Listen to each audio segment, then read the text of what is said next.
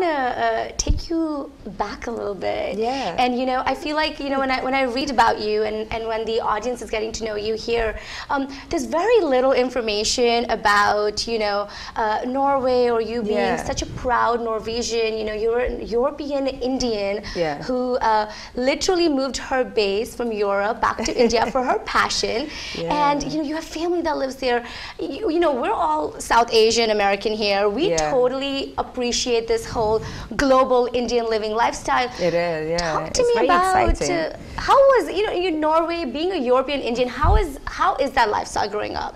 Well, living in a European country, or living in America, or even living in Thailand or Malaysia, anything which is outside India is obviously very exciting. The culture is really, really different. The moment you leave India, the whole culture is different.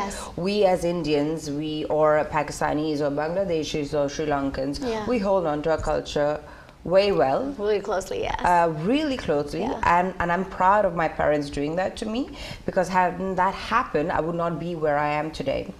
But the good thing is about children like you and me who growing up abroad is that we get the best of both worlds. But because of India being a third world country, for people who come abroad, America jana hai, London jana hai, Canada jana hai, they say that, they feel like coming back to a place like Mumbai is like, oh no, India nahi jana hai, India mein nahi rehna hai, right. It's so backward. But I feel that me as a person and my personality, it blossomed more when I actually went to Mumbai.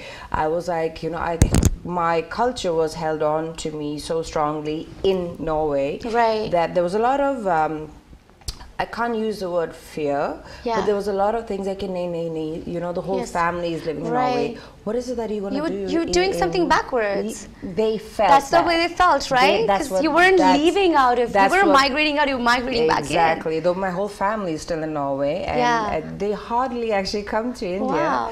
But I would say in the industry, not only in the industry, but the culture where I'm staying in Mumbai, it's very open, and I see a lot of youngsters. It's not aggressive, it's progressive. And as I said to you, I blossomed as a person, and my personality blossomed, and I was able to be a world person. Not only going back to India as a third world country where people have so much fear, or it's so hot, there's so much pollution, it's not safe for women. I think this is a lot of things which is hyped up in the media, but actually when you go there, I feel if I'm in a place at 2 o'clock in the night and I don't want to take my car and I want to take an Uber back home, I feel more safe than in New York, to be honest. Oh, wow.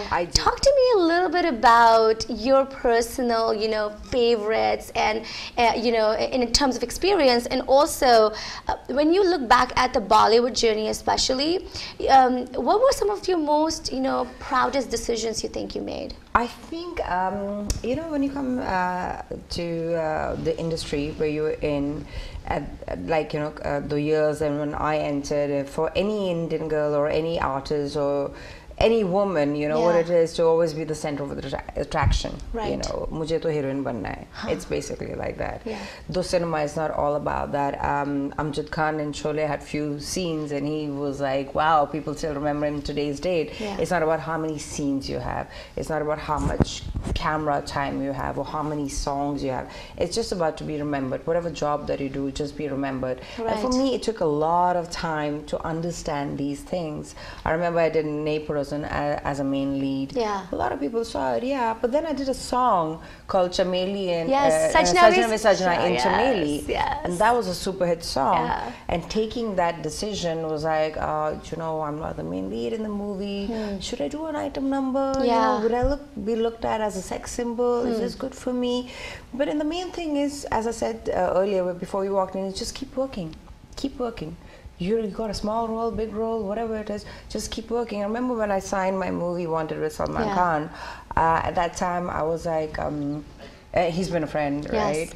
So he kind of said to me, why don't you do something which is different? Play a negative role. Play a role where people will remember you, something which is different. And I think from all the work that I've done in my life till today, that is the most that's the best decision I've ever taken. Wow. And just being able to, you know, share a screen with a legend like him is an amazing opportunity. But also be remembered for it when you walk on the street, or when people see you in India, whenever like, oh, I wanted me the. Yes. Aap to wo gana tha, le le le le. Yeah. Oh, wow, I did movies where I was the main lead, and people don't remember that, but you remember this. Yeah. Because it was a super, you know, hit movie, it's a blockbuster, and you did it like a kind of an offbeat where I play a negative. Right, you were the antagonist. But also there was no glamour. He was like, you know, my hair was tied, I had a lot of like kajal in my eye, like playing a little boyish kind of a character, which is very different. You know, and not also a main lead. So I think that's the moment that I remember the best. You have done Bigg Boss, which obviously is one of India's favorites. Twice. You did Bigg Boss 5 and Hullabaloo. And then you have done comedy nights. You've done comedy shows as well. You know, and you've done a Norwegian reality show. And you know, you like to sort of come in and out of, you know, some TV, reality shows if they want your perspective, or if they want you to judge something. I want to know how that experience has been, and how drastically different it was from your you know, movie experience, in terms of how you got connected to the fans and public. Right. But when I did Bigg Boss, because it's in everybody's house. Literally. TV is so strong. So strong. I am so busy, and people are so busy, and they work. They go to work 9 to 5. They come home, they make dinner. They have to take care of their children. But they have that 5-10 minutes to look and watch TV. And if they are watching something, they want to sometimes watch something like Bigg Boss. Though it's a very strong reality show in today's day. I did it when it was Bigg Boss 5. It was very different at that time. But then they want to see people who they can connect to. They can see people like, you know, this one ye kar raha hai, ye bol raha hai. Well, they can connect to different personalities. That's so true. When I came out of Bigg Boss and I was watching it another season after me, and after that, I used to see it not because ladai jhagda or people are fighting and I like to see people. I used to see, I know a person like that. I know a person with this personality. I saw a person, you know, behaving like that. How does he change? How does he feel bad about it? And that is something that people connect to. What is happening? What is reality, and how people react? Because you see yourself. You see the people in your family. With your friends, you might have an argument. But there's a limit of, you know, how you can behave and how you cannot behave. And sometimes you just want to see other people from your own culture. How do they behave? How do they react? And that is a little bit of what Bigg Boss is all about. And that's how I connected with people out there worldwide.